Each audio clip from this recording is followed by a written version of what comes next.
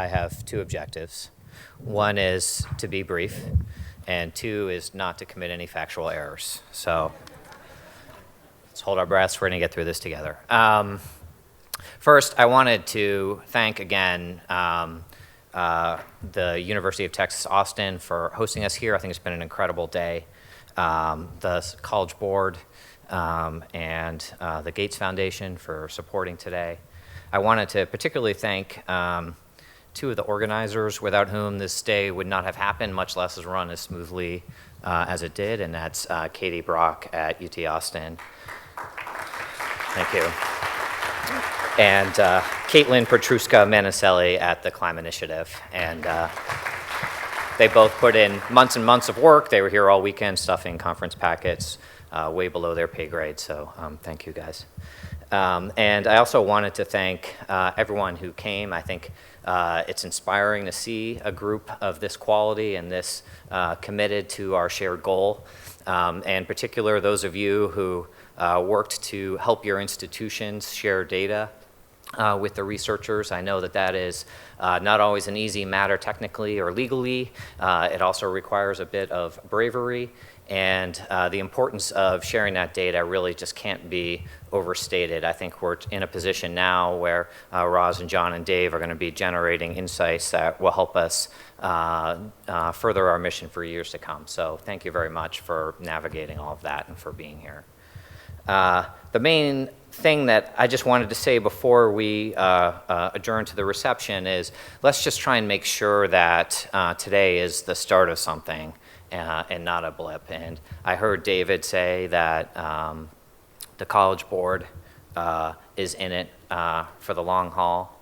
I know that we have researchers here who are committed to unpacking this, and I think it is just so important not just to uncover evidence about what works, which colleges are serving students from all backgrounds well and helping them succeed, but also as a way of lighting the way and making the case and making it easier for college leaders and policymakers to say that it's important to invest and build on the colleges and universities that are expanding the size of the middle class, that is something that matters in higher education. I think all of you that are here from campuses are really in the critical role. If we are going to change the way higher education functions, it is going to happen on college campuses.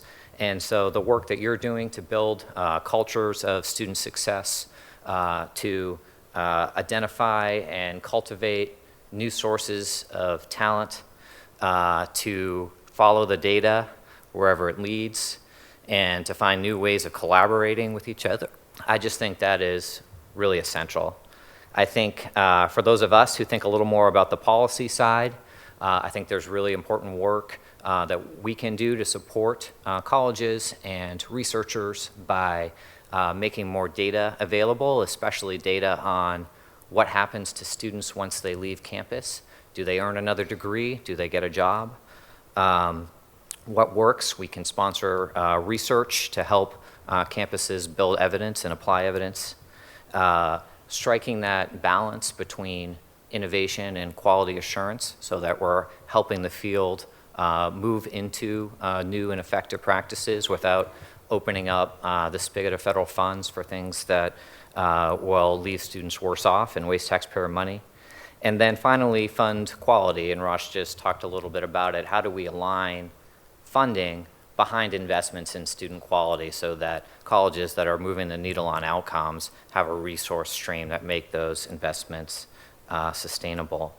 But I think in addition to each of that, the work that each of us are carrying back to our offices, the most critical piece is something that we can do together, and that is to try and build the prestige around this effort and try and move past a higher education culture that rewards you for exclusivity as if we're in a middle school cafeteria, and instead is inclusive, that no longer believes in trying to weed out students, but instead asks, what can we do to help students succeed?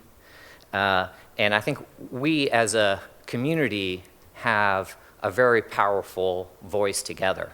there's an incredible group of people here from across sectors.